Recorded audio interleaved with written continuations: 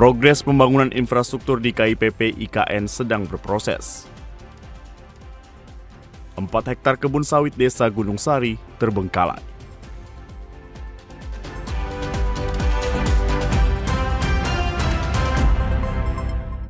Halo dan selamat sore saudara. Kalimantan Timur hari ini edisi 3 Januari 2025 kembali menjumpai Anda. Bersama saya Khalif Sardi. Dan saya Aisy Gunadi.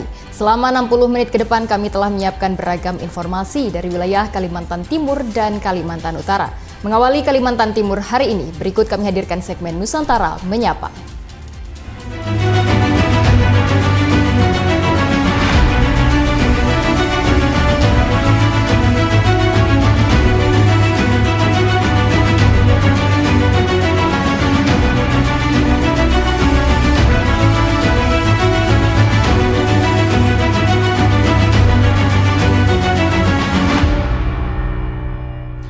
Saudara, progres pembangunan di Ibu Kota Nusantara masih dilanjutkan. Untuk mengetahui informasi selengkapnya saat ini kami telah terhubung dengan rekan Sahrudin langsung dari IKN Nusantara.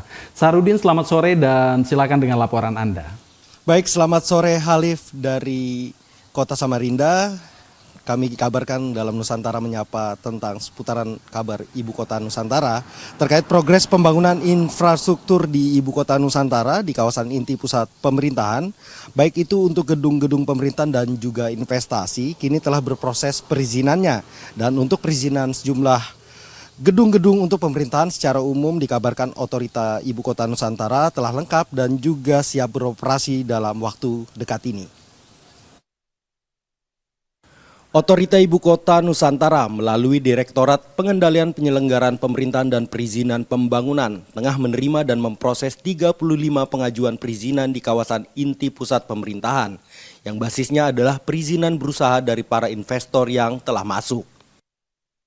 Dari jumlah tersebut, saat ini terdapat 3 izin yang telah lengkap dan sudah beroperasional, yang keseluruhannya adalah investasi di bidang akomodasi dan hospitality, yakni diantaranya Hotel Swiss Hotel Nusantara, Rumah Sakit Mayapada, dan Rumah Sakit Hermina Nusantara. Sedangkan untuk perizinan lain yakni jenis non-berusaha yang merupakan infrastruktur atau gedung-gedung pemerintahan yang berada di kawasan inti pusat pemerintahan IKN secara menyeluruh telah terpenuhi. Dan adapun berbagai item perizinan untuk gedung-gedung pemerintahan ini sendiri disebutkan telah memenuhi sejumlah aspek perizinan seperti kelayakan AMDAL, kesesuaian pemanfaatan ruang, persetujuan bangunan gedung, serta sertifikat layak fungsi. Nah, perizinan berusaha ini terkait dengan kegiatan usaha yang dilakukan di IKN oleh para investor. Jadi dia harus memiliki izin usaha untuk melakukan operasionalnya. 3 sudah operasional, yaitu Rumah Sakit Hermina, kemudian Rumah Sakit Mayapada, sama Hotel Swiss Hotel Nusantara. Nah, kemudian yang perizinan non berusaha itu kan rata-rata adalah perizinan untuk kegiatan non berusaha untuk kantor-kantor gedung pemerintah itu dari KKPR, kesesuaian kegiatan pemanfaatan ruang, kemudian dari AMDAL-nya, persetujuan lingkungan, kemudian PBG. Nah, itu sudah untuk yang kegiatan pemerintah pada saat ini sudah terpenuhi. Untuk saat ini pemerintah tengah berfokus untuk membangun ekosistem kota di kawasan inti pusat pemerintahan Ibu Kota Nusantara yang diketahui merupakan zona inti pusat kegiatan pemerintahan yang membutuhkan infrastruktur pendukung yang berbasis investasi. Tim Liputan TVRI Nusantara dari Ibu Kota Nusantara melaporkan. Kita ke berita berikutnya. Harga kebutuhan komoditas bahan pokok pada tahun 2025 ini di sejumlah pasar tradisional yang ada di Kecamatan Sepaku, Ibu Kota Nusantara, saat ini masih terbilang stabil. Dan diketahui bahwa pasar tradisional yang ada di Kecamatan Sepaku, Ibu Kota Nusantara, saat ini masih menjadi tumpuan utama sebagai pusat kebutuhan pangan atau rantai pasok kebutuhan pangan di kawasan Ibu Kota Nusantara. Dengan pemindahan ibu kota negara ke Nusantara, pasar tradisional di wilayah tersebut diprediksi akan menjadi salah satu penopang ekonomi masyarakat. Pasar-pasar tradisional ini tidak hanya menyediakan kebutuhan sehari-hari bagi warga dan pekerja, tapi juga menjadi wadah bagi pelaku UMKM untuk memasarkan produknya. Perpindahan ibu kota negara ini juga akan mendorong pembangunan infrastruktur, Hal ini tentunya akan memperlancar arus barang dan jasa, serta memudahkan pekerja untuk mendapatkan kebutuhan pokok dengan harga yang terjangkau. Salah satu penjual di Pasar Sepaku berharap di tahun 2025 ini harga tidak melonjak naik dan tidak turun terlalu murah, agar petani sebagai pemasok barang dan pembeli di pasar tidak merasa diberatkan. Semoga di tahun 2005 ini lebih baik lagi ke depannya. Terus masalah harga normal, kalau bisa jangan terlalu naik, juga jangan terlalu sedang-sedang aja. Jangan sampai merugikan jangan sampai merugikan petani. Kasihan petani itu kan, kalau bisa kita angkat nih, biar gimana penjualannya dia juga petani itu ngikutin harga juga, jangan sampai dijatuhin lah harga. Petani itu kan kasihan, mereka udah berjuang terus harganya terlalu rendah kan juga kasihan.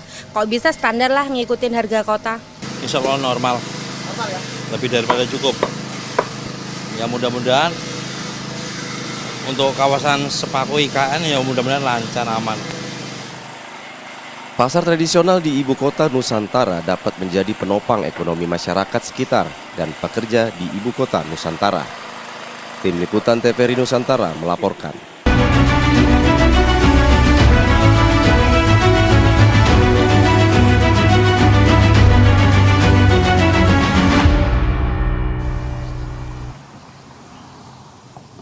Baik, demikian laporan kami langsung dari ibu kota Nusantara dan kita kembali ke studio. Baik, terima kasih rekan Syahrudin langsung dari IKN Nusantara.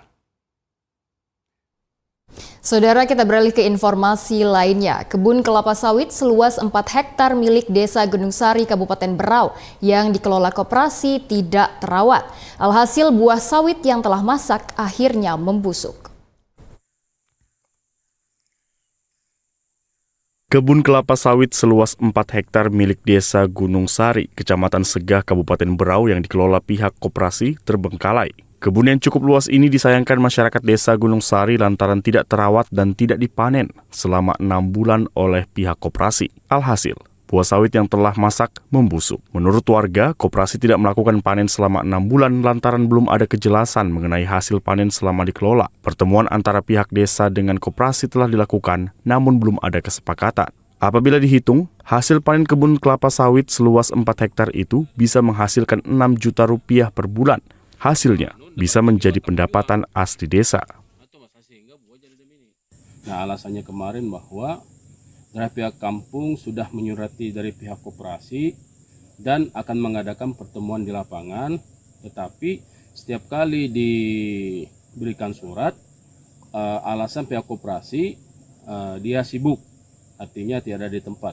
Nah, jadi inilah yang menghambat proses untuk pemanen kelapa sawit karena tidak ada kepastian seperti itu. Jadi kita sebagai masyarakat kampung, kita mengharapkan ini kebun ini untuk ke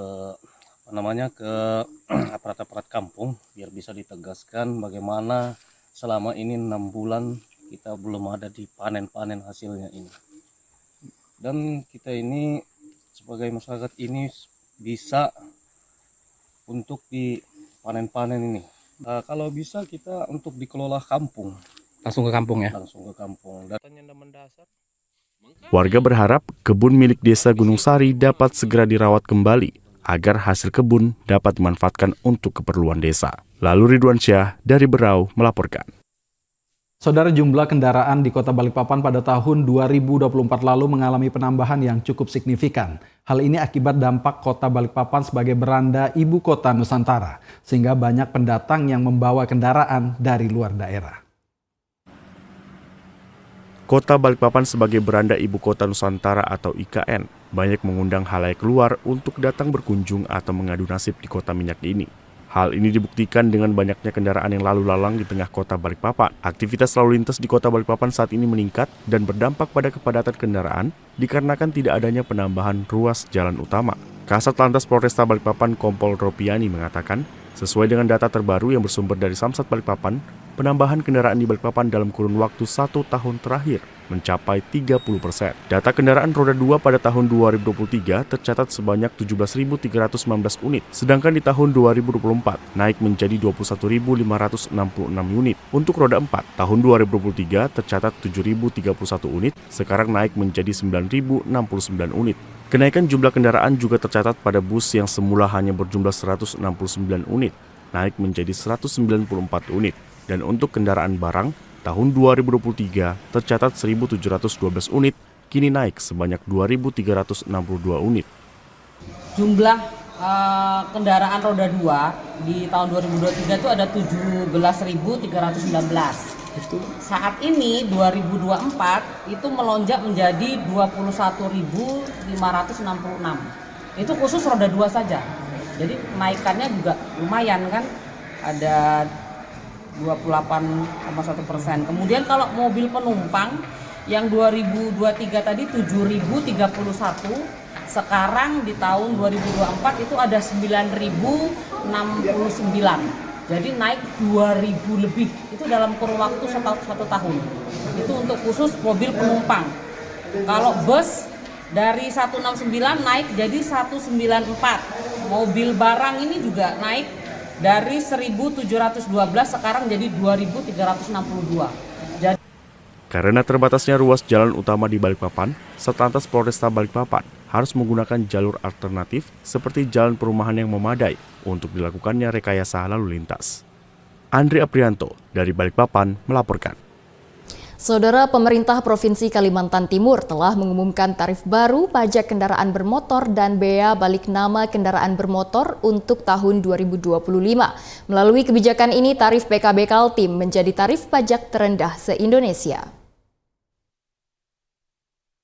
Pemerintah Provinsi Kalimantan Timur melalui pejabat Gubernur Kaltim Akmal Malik mengumumkan tarif baru pajak kendaraan bermotor PKB dan bea balik nama kendaraan bermotor BBNKB untuk tahun 2025.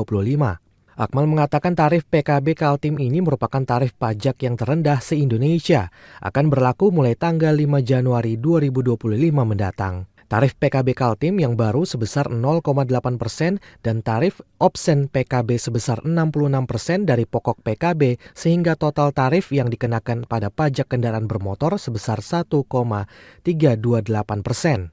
Masyarakat kita berupa penurunan tarif pajak. Kami ingin sampaikan pertama, untuk tarif pajak kendaraan bermotor sebesar 0,8%. Dan tarif option PKB 66% dari pokok pajak kendaraan bermotor, sehingga total tarif yang dikenakan itu saat ini menjadi 1,328%. Itu turun dibandingkan sebelumnya sebesar 1,75%. Artinya terdapat penurunan sebesar 0,42%. Sementara itu, Kepala Bapenda Kaltim Ismiati menjelaskan kendati pajak kendaraan bermotor di Kaltim menjadi yang terendah, namun kondisi ini tidak akan mempengaruhi pendapatan asli daerah atau PAD.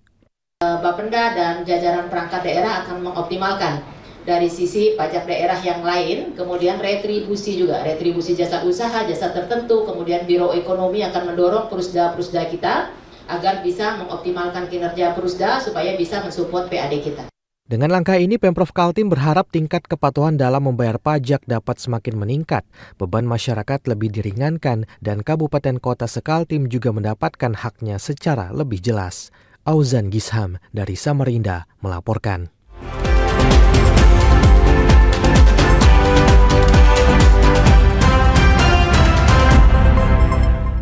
Saudara, informasi lain akan kami hadirkan sesaat lagi. Tetaplah bersama kami di Kalimantan Timur hari ini.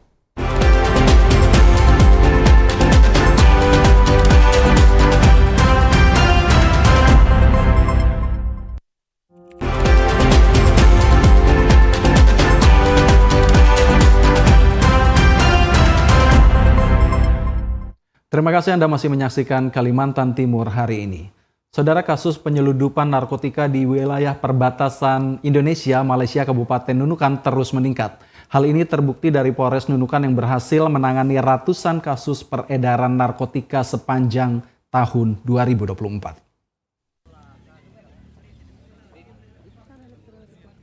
Polres Nunukan berhasil mengamankan barang bukti narkotika sepanjang tahun 2024.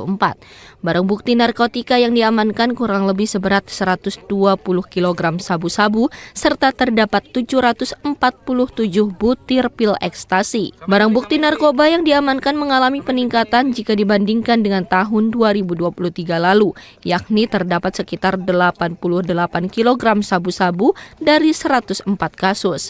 Wilayah Nunukan merupakan pintu masuk perbatasan di utara Indonesia yang selalu mengalami peningkatan kasus penyelundupan barang ilegal, khususnya narkotika. Pengungkapan terbesar yang berhasil diungkap oleh Polres Nunukan di tahun 2024 yakni perkara penyelundupan sabu-sabu seberat 50 kg yang terjadi di Pelabuhan Tunontaka Nunukan pada bulan Maret 2024. Kapolres Nunukan AKBP Bonifasius Rumbewas mengatakan, Nunukan kerap dijadikan sebagai jalur perlintasan narkoba dari Malaysia yang selanjutnya akan diteruskan ke berbagai provinsi yang ada di seluruh Indonesia. Tentunya seperti yang satu hal yang terakhir kita temukan kemarin, yang biasanya menggunakan tutup atau bungkus teh Cina itu, sekarang sudah ada Milo. Sudah ada Milo. Ini merupakan, jadi kita sedikit melebar lagi pikiran kita bagaimana melihat hal-hal yang mungkin yang tadinya biasa, kita meningkatkan antisipasi kita, kewaspadaan kita untuk bisa menebar, karena bisa kita lihat dengan episode kemarin ternyata modus-modus mereka pun mulai berganti, karena memang ke depannya setiap apa yang sudah ditangkap terbaca modus operandi yang digunakan, mereka itu merubah lagi dengan gaya dengan cara mereka masing-masing, kita berantisipasi. AKBP Bonifasius Rumbewas menambahkan, jalur perlintasan ini menjadi tugas bersama bagi seluruh aparat penegak hukum di Nunukan dan pemerintah daerah dalam memberantas penyelundupan narkoba di wilayah perbatasan. Pihaknya juga akan mencari taktik dan strategi baru dalam menindak peredaran narkoba yang terus meningkat di perbatasan Indonesia-Malaysia di Kabupaten Nunukan. Ahmad Albar dari Nunukan melaporkan. Saudara, Provinsi Kalimantan Utara mengalami inflasi 1,29% secara tahunan pada Desember 2024. Inflasi itu lebih rendah dibanding periode yang sama di tahun 2023 sebesar 2,44%. Badan Pusat Statistik Kalimantan Utara mencatat perkembangan harga berbagai komoditas pada Desember 2024 secara umum menunjukkan adanya peningkatan. Berdasarkan hasil pantauan BPS Kaltara di 3 kabupaten kota, yakni Tarakan, Nunukan, dan Tanjung Selor, Kaltara terjadi inflasi 1,29% pada Desember 2024 secara tahunan atau year on year. Kepala BPS Kaltara Masud Rifai mengatakan, komoditi yang menjadi andil penyumbang inflasi pada Desember 2024 diantaranya ikan bandeng, bawang merah, tomat, cabai, dan bayam. Sementara itu, penyumbang deflasi yakni labu parang, beras, air kemasan, daging, ayam ras, dan angkutan udara. Inflasi pada Desember tahun 2024 lebih rendah dibandingkan dengan inflasi pada periode yang sama di tahun 2023 sebesar 2,44%. Menurut Rifai, hal itu disebabkan karena adanya kebijakan pemerintah yang menurunkan harga tiket pesawat pada Desember 2024.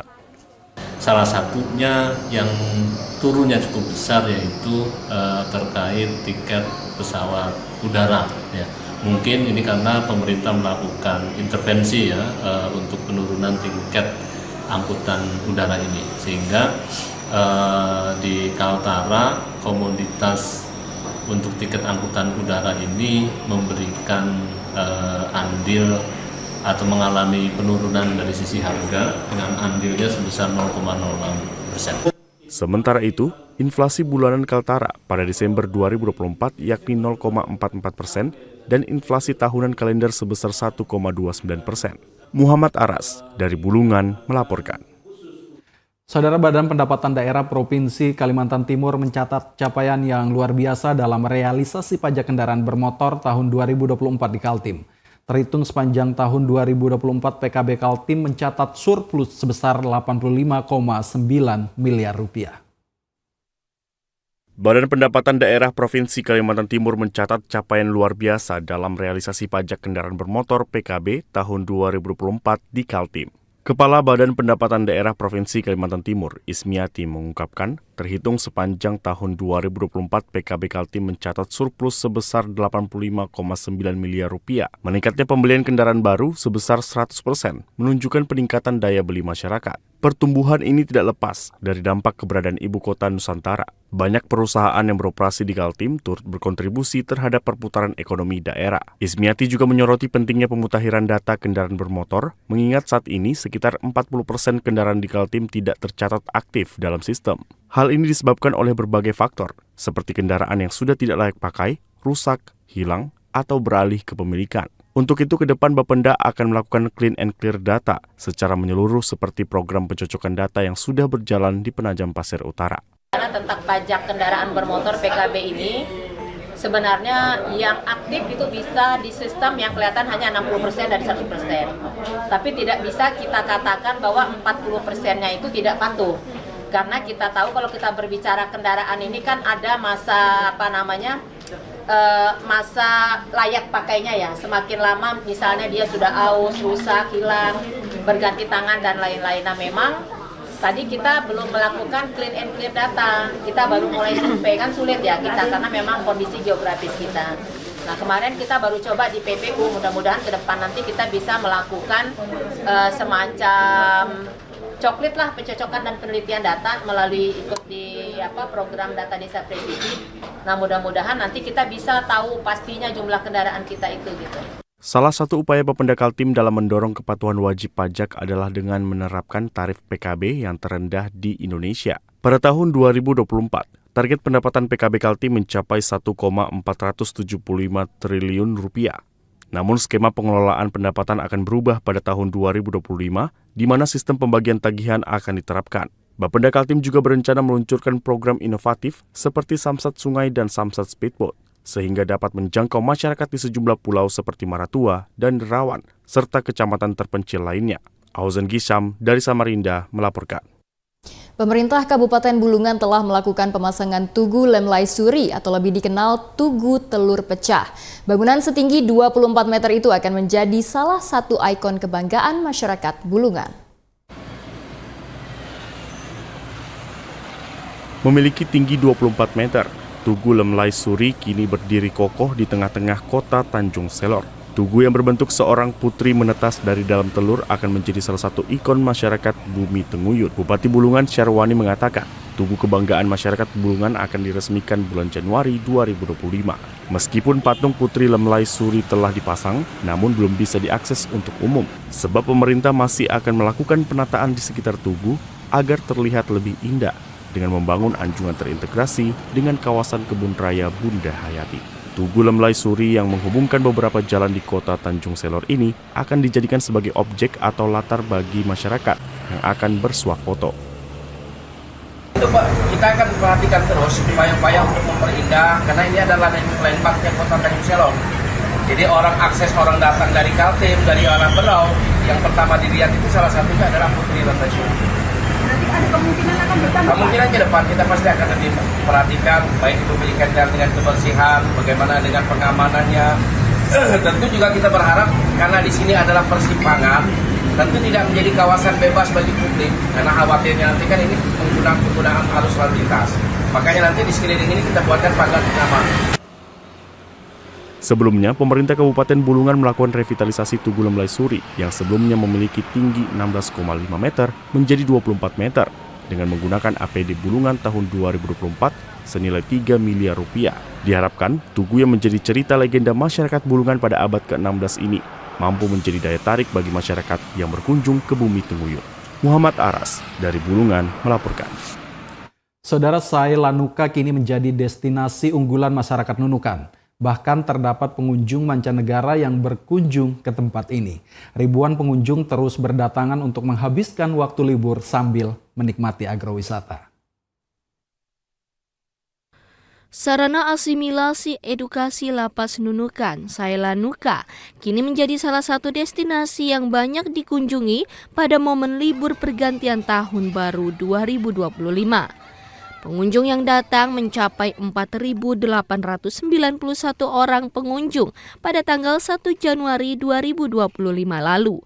Dengan adanya sejumlah spot baru menjadi faktor peningkatan jumlah pengunjung baik dari wisatawan lokal hingga mancanegara.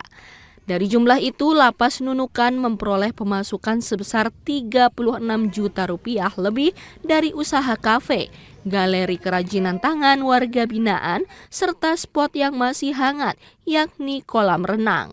Berbagai spot wisata yang ada di Sailanuka ini merupakan hasil dari tangan dingin para warga binaan pemasyarakatan yang ada di Lapas kelas 2B Nunukan. Kepala Lapas Nunukan Puang Dirham mengatakan pihaknya juga turut mengapresiasi keterlibatan 42 orang warga binaan dalam mengelola agrowisata yang nilainya mencapai 5 juta rupiah, serta sisanya sebesar 26 juta rupiah akan dialokasikan untuk biaya pemeliharaan dan peningkatan sarana fasilitas di lokasi wisata Sailanuka. Ya, dan untuk informasi selanjutnya bahwa tiket semua pendapatan ini akan disetorkan ke negara berupa PNBP. Dikurangi operasional untuk perawatan serta premi warga binaan yang membuat. Jadi warga binaan diharapkan dari pertanian, perikanan, perkebunan serta wisata lainnya pulang bisa membawa uang, bebas bisa membawa uang sehingga tidak kosong untuk terjun ke masyarakat. Puang Dirham menambahkan program akselerasi Menteri Imigrasi dan Pemasyarakatan ini juga bertujuan untuk memberdayakan warga binaan dalam mendukung ketahanan pangan, penguatan dan peningkatan pendayagunaan warga binaan pada program UMKM. Ahmad Albar dari Nunukan melaporkan.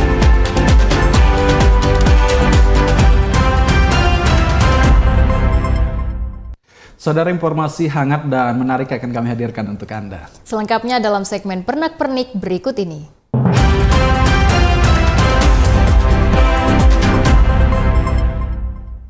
Saudara, warga desa Salopalai, Kecamatan Warabada, Kabupaten Kutai Kartanegara, berhasil memproduksi arang tungku berbahan baku kayu halaban dan menembus pasar internasional.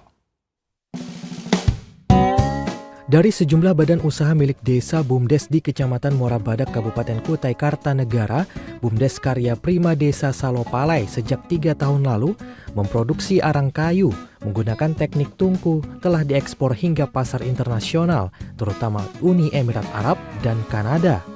Usaha membuat arang dari kayu halaban sudah menjadi keseharian masyarakat desa setempat dan penghasilan utama selain bermata pencarian sebagai nelayan, petani, dan tukang. Warga desa menilai kayu halaban merupakan salah satu sumber daya alam berharga, banyak tumbuh di Kalimantan, digunakan sebagai bahan utama pembuatan arang berkualitas tinggi, dikenal luas di pasar domestik maupun internasional, memiliki nilai ekonomi yang besar. Sohiban, warga Salopalai Muara Badak yang merupakan ketua BUMDes Karya Prima mengatakan, pihaknya melihat potensi besar pada produksi arang kayu halaban, mulai dari hulu hingga hilir. Arang kayu halaban memiliki kualitas ekspor tinggi. Potensi untuk atau prospeknya untuk usaha arang ini sangat menjanjikan karena sebuah usaha itu saya lihat dari hulu sampai hilirnya untuk produksi arang ini sangat menjanjikan, sangat prospeknya sangat bagus. Mulai dari hulu, artinya hulu itu bahan bakunya sampai hilirnya, sampai ke pemasarannya bukan hanya untuk pasaran lokal, artinya bukan untuk pasar di daerah Muara Badak aja atau Samarinda, Bontang dan sebagainya, tapi kita produksi arang ini bisa kita pasarkan sampai ke luar daerah, bahkan go internasional bisa kita pasarkan ke pasaran ekspor. Semula warga desa menggunakan metode arang kubur dan media drum. Namun, untuk meningkatkan kualitas arang, warga terus melakukan pengembangan metode hingga beralih ke media pembakaran tungku. Saat ini, BUMDes Salopalai menggunakan metode ramah lingkungan dengan teknik clean modern, memiliki emisi lebih rendah serta efisiensi dalam pembakaran kayu. Proses ini melibatkan banyak pekerja lokal sehingga memberikan banyak dampak ekonomi signifikan bagi masyarakat sekitar. Proses karbonisasi memakan waktu 15 hingga 25 hari. Arang yang dihasilkan akan didinginkan menggunakan metode vakum selama 6 hari. Teknik ini untuk menghentikan proses pembakaran secara alami tanpa air, sehingga menjaga kualitas arang tetap optimal. Bumdes Karya Prima Salopalai setiap produksi selalu mengemas 100 karung setiap tungkunya. Dari 4 tungku yang tersisa, menjual 60.000 dengan karung ukuran sedang dan 80.000 untuk karung ukuran besar. Ini karena beberapa konsumen kami ini bermacam-macam karakter, Pak. Jadi kami selaku produsen, jadi kita mengikuti perkembangan pasar. Ini ada konsumen yang mereka maukan yang karung tanggung isi 3 ember, itu dengan harga 60.000. Ada juga beberapa customer kami yang mereka tidak mau karung kecil, mau karung besar, yaitu karung konvet atau karung pakan ayam, itu isi 4 ember yang kami hargai 80.000 per karungnya. Sohiban menyampaikan sejumlah kendala pada proses produksi arang tungku, salah satunya posisi lahan tungku saat ini.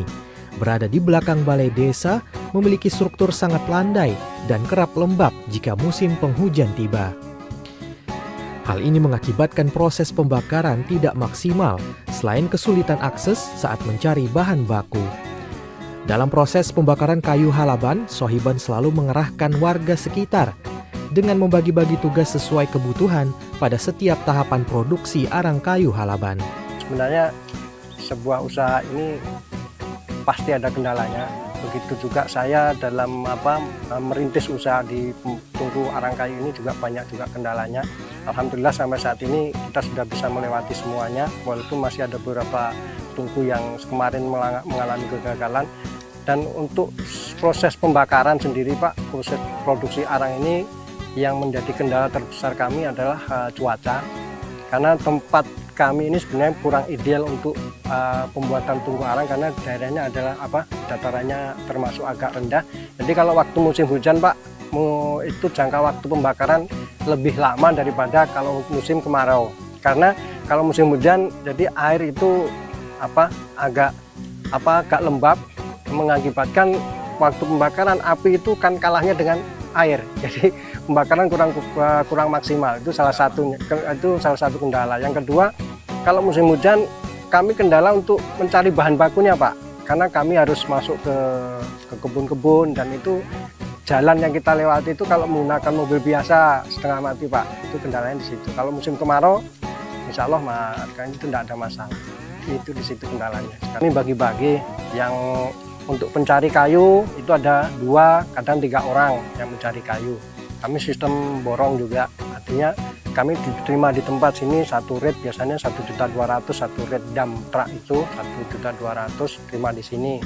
Itu ada 3 orang, kadang 2 orang itu yang cari. Kemudian untuk proses pembakaran sendiri, Pak, itu 1 orang yang spesial pembakaran, itu biasanya saya sendiri karena ini masih memerlukan skill khusus di situ. Kemudian untuk teman-teman yang bantu memasukkan kayu ke dalam tungku itu 2 orang. Jadi biasanya 3 orang dengan saya masukkan di tungku, penyusunan kayu itu. Kemudian nanti proses untuk pembongkaran itu 2-3 orang juga. Itu untuk proses pembongkaran arangnya. Kemudian untuk packing, Pak, kita berdayakan ibu-ibu warga desa di sini. Biasanya untuk packing termasuk potong-potong arang seperti ini kita minimal 3 orang sampai 5 orang ibu-ibu yang bantu kami untuk potong arang dan juga untuk packingnya. Sohiban menjelaskan jenis kayu ini kaya akan serat dan memiliki kepadatan tinggi sehingga menghasilkan arang berkualitas. Selain sebagai bahan bakar dalam proses memasak dan penghangat ruangan, juga dapat digunakan sebagai pengobatan tradisional untuk penawar racun atau gangguan pencernaan, sistem penyaringan air, dan pupuk organik bagi kesuburan tanah.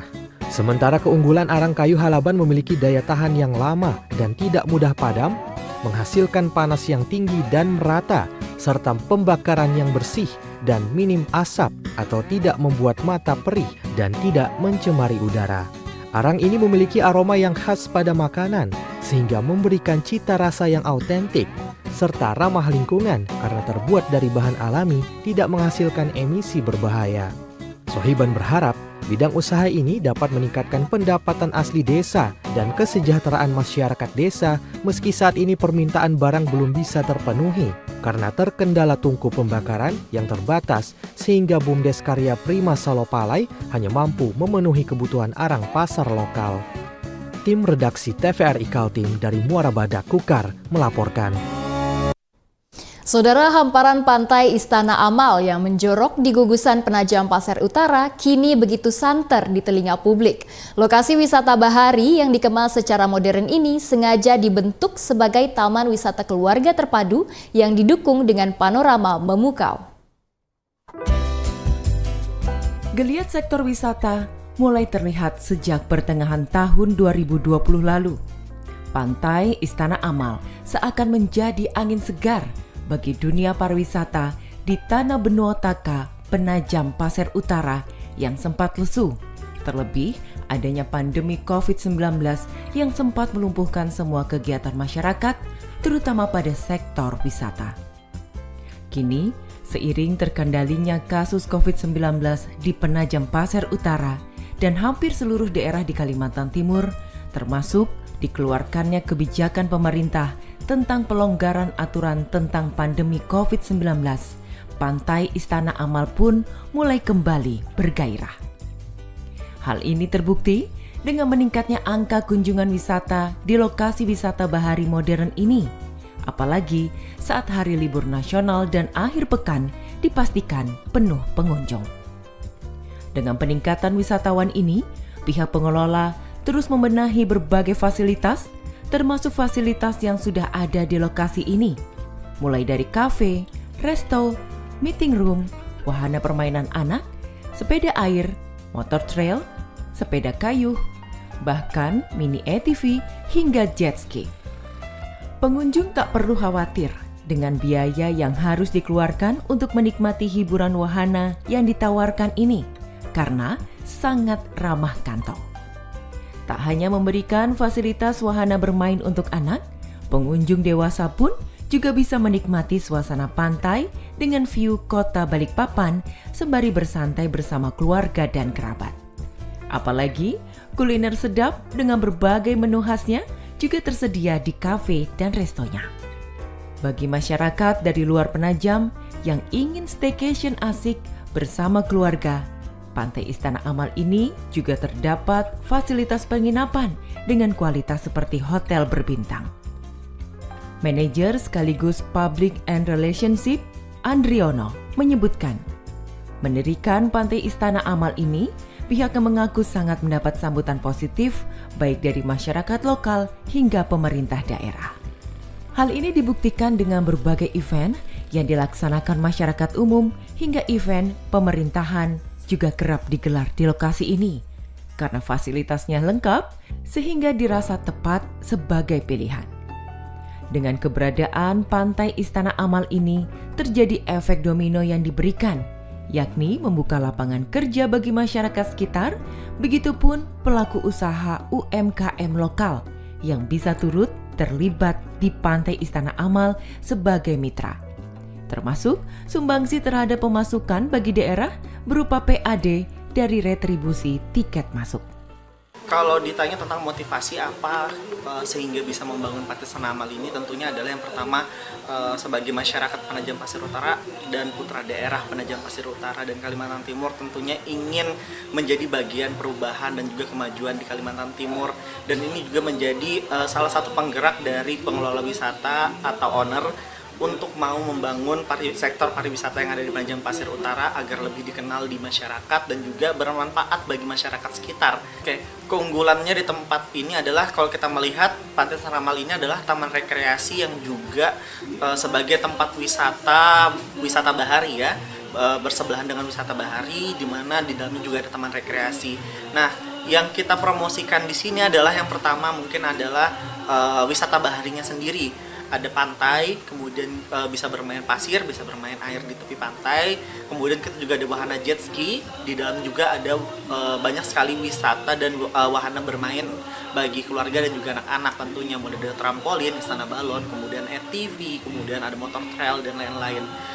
Pantai Istana Amal tidak hanya ramai dikunjungi dari masyarakat lokal saja, namun juga ramai dari luar daerah seperti dari kota Balikpapan, kota Samarinda, Kutai Kartanegara, Kabupaten Pasir, bahkan dari luar Kalimantan Timur seperti Kalimantan Selatan dan Kalimantan Tengah yang tak ingin ketinggalan berlibur di lokasi seru ini. Bahkan, wisatawan dari Pulau Jawa dan Sulawesi pun diakui juga tak ketinggalan untuk mencoba dan juga mengunjungi objek wisata ini yang disebut-sebut sebagai Ancolnya Penajam yang tak lama lagi menjadi kawasan ibu kota negara Nusantara. Syahruddin, Penajam Pasir Utara, melaporkan.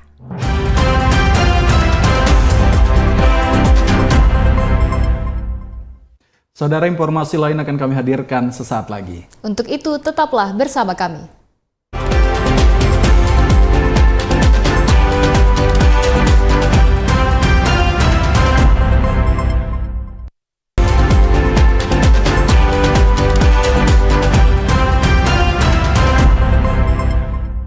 Terima kasih Anda masih menyaksikan Kalimantan Timur hari ini.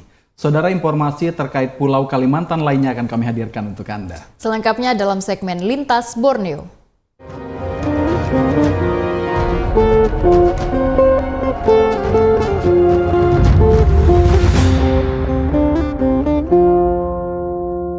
Saudara, 4 ekor sapi dari Polri diserahkan ke Sekumpul Martapura untuk kegiatan 5 Rajab 1446 Hijriah. Penyerahan bantuan sapi dari Kapolri, Kapolda Kalsel, Dir Intelkam Polda Kalsel, dan Kapolres Banjar dilaksanakan di Dapur Umum Gang Taufik, Kelurahan Sekumpul. Kapolda Kalimantan Selatan, Irjen Pol Rosyanto Yuda Hermawan, menyerahkan bantuan sapi untuk dapur umum di Sekumpul, Martapura, Kabupaten Banjar. Bantuan sapi ini berasal dari Kapolri Jenderal Polisi Listio Sigit Prabowo, Kapolda Kalsel, Dir Intelkam Polda Kalsel, dan Kapolres Banjar. Penyerahan 4 ekor sapi yang dilaksanakan di Dapur Umum Gang Taufik, Kelurahan Sekumpul, diterima Imam Musola Ar-Raudah Kiai Haji Sa'duddin Salman. Polda Kalimantan Selatan pada kegiatan 5 Rajab 1446 Hijriah di Sekumpul nanti juga akan membuka dapur umum dan posko kesehatan serta menerjunkan lebih dari 1.500 anggota untuk mengamankan dan mensukseskan kegiatan. Penyerahan sumbangan sapi untuk kegiatan 5 Rajab besok dari Bapak Kapolri dan Kapolda Kalsel. Saat ini kita menyerahkan ada 4 ekor sapi, satu dari Bapak Kapolri, satu dari Kapolda, kemudian dari Pak Dirintel, dari Pak Kapolres Banjar. Kita mendukung penuh ya, baik dari personil pengamanan, kita sudah rapatkan dengan pihak-pihak terkait ya, baik itu dari semua instansi yang ada di provinsi maupun kabupaten, kemudian relawan, dari pihak keluarga, kita juga sudah rapatkan. Selain pengamanan, ada nanti kita menggelar dapur umum, kemudian kita gelar juga posko kesehatan, kita bergabung khusus posko kesehatan, kita bergabung dengan Universitas Kedokteran Universitas Lambung Mangkurat, kemudian dari Dinas Kesehatan Provinsi dan Kabupaten. Alhamdulillah kita sampai tahun ini dari sebelumnya dari kepolisian memberikan bantuan sebagaimana saya disampaikan Pak Kapolda, cuma ada tambahan satu lagi di saat corona ini harus waspada di kesehatan lihat. Kegiatan 5 Rajab di Sekumpul Martapura setiap tahun dilaksanakan untuk memperingati Haul Ulama Karismatik, yaitu Kiai Haji Muhammad Zaini Abdul Ghani atau Abah Guru Sekumpul. Haul setiap tahunnya dihadiri tak sedikit jamaah, termasuk dalam beberapa tahun terakhir mencapai jutaan orang. Tim Liputan TVRI Kalimantan Selatan melaporkan. Pemerintah Provinsi Kalimantan Selatan melalui Dinas Perhubungan menggratiskan layanan bus Trans Banjar Bakula di semua koridor selama 7 hari, dimulai dari 1 hingga 7 Januari 2025. Hal ini guna mendukung kelancaran haul ke-20 Kiai Haji Muhammad Zaini bin Abdul Ghani. Kabar gembira dengan digratiskannya layanan bus Trans Banjar Bakula disampaikan Kepala Dinas Perhubungan Kalimantan Selatan M. Fitri Hernandi. Digratiskannya layanan yang dimulai pada 1 hingga 7 Januari mendatang di semua koridor ini. Hal ini merupakan bentuk dukungan pemerintah provinsi terhadap pelaksanaan haul yang akan berlangsung pada 5 Januari nanti dengan kemudahan akses jamaah menuju lokasi haul. pada Haul Aba Gurus Kumpul ke-20 tahun 1446 Hijriah ini dapat memberikan layanan yang maksimal untuk jamaah maupun masyarakat yang ingin menggunakan angkutan massal. Ya. Jadi pada tanggal 1 Januari sampai dengan 7 Januari 2025 ini Bapak Gubernur memerintahkan untuk memberikan tarif gratis kepada masyarakat yang menjadi jamaah haul dan masyarakat umum yang ingin menikmati layanan angkutan massal perkotaan Transbanjarbakulan.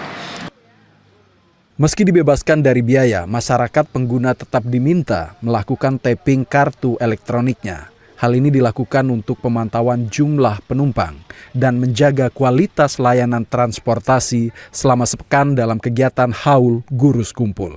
Tim Liputan TVRI Kalimantan Selatan melaporkan. Kita beralih ke Kalimantan Tengah, Saudara. Beberapa upaya terus dilakukan oleh pemerintah Kota Palangkaraya untuk meningkatkan kesadaran masyarakat untuk membayar pajak bumi dan bangunan. Salah satunya masyarakat bisa mengetahui jumlah tagihan dan membayarnya dari rumah. Pajak bumi dan bangunan salah satu penyumbang terbesar penerimaan asli daerah Kota Palangkaraya. Berdasarkan data dari Dinas Pendapatan Daerah Kota Palangkaraya, angka kepatuhan masyarakat Kota Palangkaraya tahun 2024 per tanggal 17 Desember baru mencapai 50% dari target yang sudah ditetapkan. Pemerintah Kota Palangkaraya melalui Dinas Pendapatan Daerah melakukan berbagai upaya meningkatkan angka kesadaran masyarakat, antara lain melalui akses website yang bisa diakses dari rumah, sekaligus membayar melalui mobile banking beberapa bank daerah dan swasta. Jumlah wajib pajak PBB di Kota Palangkaraya berdasarkan jumlah SPPT PBB yang tercetak di tahun 2024 kurang lebih 95.000 lembar, hampir mencapai angka 100.000. Ini dikarenakan memang BPPRD terus melakukan update data PBB sehingga jumlahnya setiap tahun bertambah. Seiring dengan perkembangan kota, bertambahnya jumlah perumahan di kawasan Kota Palangkaraya. Pemerintah Kota Palangkaraya melalui BPPRD melakukan upaya yang cukup insentif dalam hal penagihan PBB. Misalkan secara rutin kita melakukan kegiatan ngaliling lewu. Ini adalah program dari pemerintah Kota Palangkaraya. Kami melakukan jemput bola di beberapa kawasan perumahan untuk mendekatkan diri kami agar masyarakat tidak jauh dalam membayar PBB. Selain itu, kami juga memberikan pilihan tempat pembayaran. Beberapa bank kita kerjasamakan selain Bakateng, BRI, BNI, dan kantor pos. Nah, sehingga tidak ada lagi alasan untuk wajib pajak merasa susah membayar pajak. Padahal secara online sudah bisa dilakukan. Dan wajib pajak pun untuk mengetahui jumlah tunggakan PBB, kita sudah siapkan link yang bisa diakses masyarakat untuk mencetak sendiri SPPT dan mencetak jumlah tagihan pembayaran. Sehingga tidak perlu lagi harus menunggu SPPT PBB dari kelurahan. Memang walaupun setiap tahun kita cetak dan kita drop di kantor lurah, tapi masyarakat kita upayakan untuk bisa lebih canggih lagi untuk mencetak SPPT-nya sendiri. Supaya apa? Supaya menghindari denda PBB.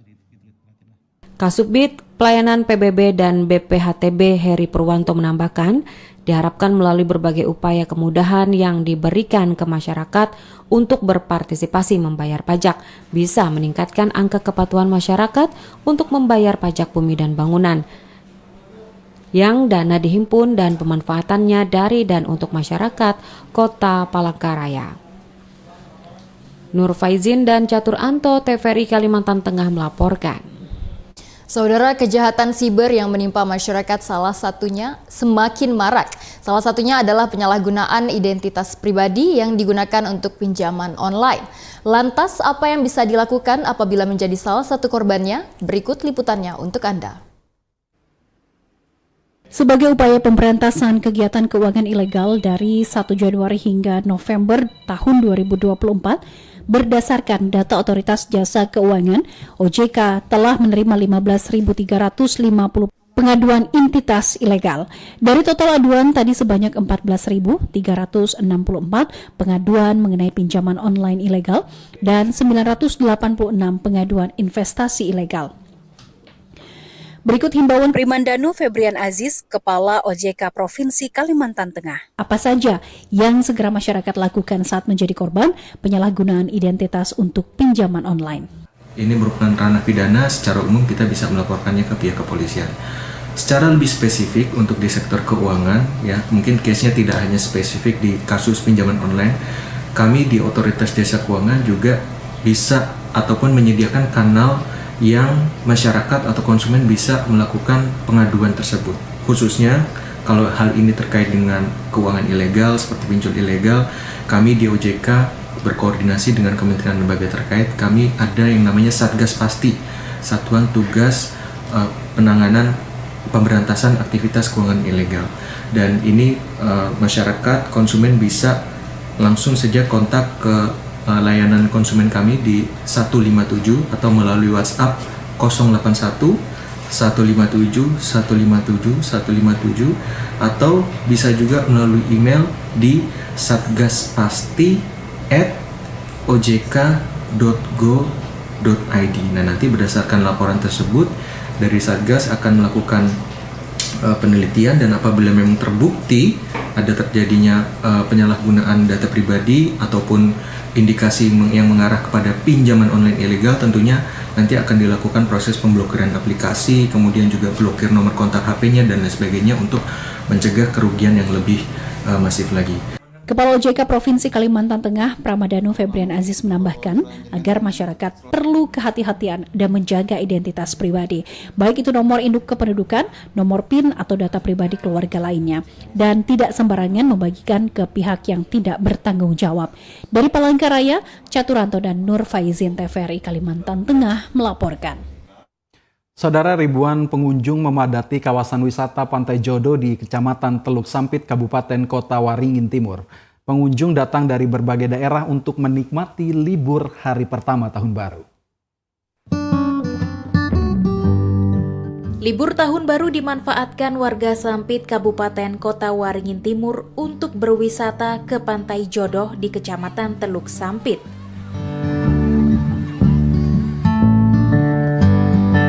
Pantai ini menjadi favorit warga untuk berwisata karena jaraknya tidak terlalu jauh dari pusat kota, yakni hanya sekitar 2 jam menggunakan mobil ataupun sepeda motor.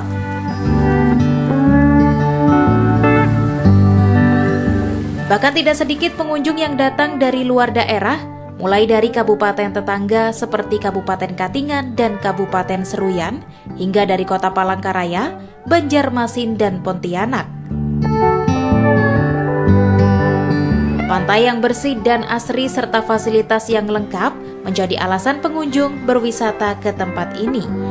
Sejak tadi malam nginap di sini, fasilitasnya lengkap, terus ada wahananya, enak sih untuk keluarga, cocok, aman juga pantainya, bersih, nyaman, fasilitas untuk kamar mandinya juga dekat kan dari pantai, jadi enak, bagus, asri, terus pepohonannya masih banyak.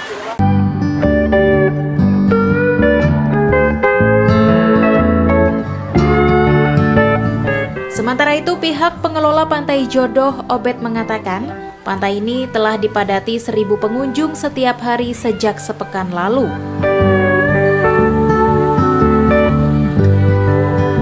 Puncaknya pada saat tahun baru, pantai ini dipadati sekitar 5.000 pengunjung. Beberapa hari sebelum tahun baru, kita ada kunjungan minimal bisa sampai 1.000 orang lah dalam satu hari. Kalau untuk mencapai hari H tahun baru, itu bisa mencapai 5.000-an orang yang datang ke sini.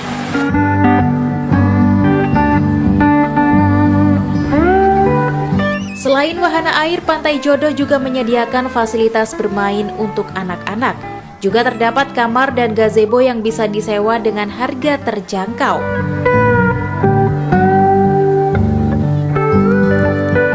Pengunjung diperkirakan akan terus memadati pantai ini hingga sepekan pasca tahun baru.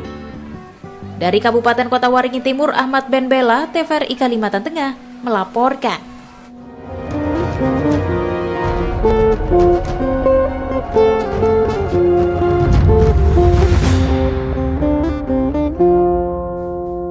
Demikianlah Kalimantan Timur hari ini dan usai sudah kebersamaan kita. Akhirnya saya Halif Sardi. Dan saya Aisy Gunadi mewakili seluruh kerabat kerja yang bertugas pamit undur diri dari hadapan Anda. Wassalamualaikum warahmatullahi wabarakatuh dan sampai jumpa.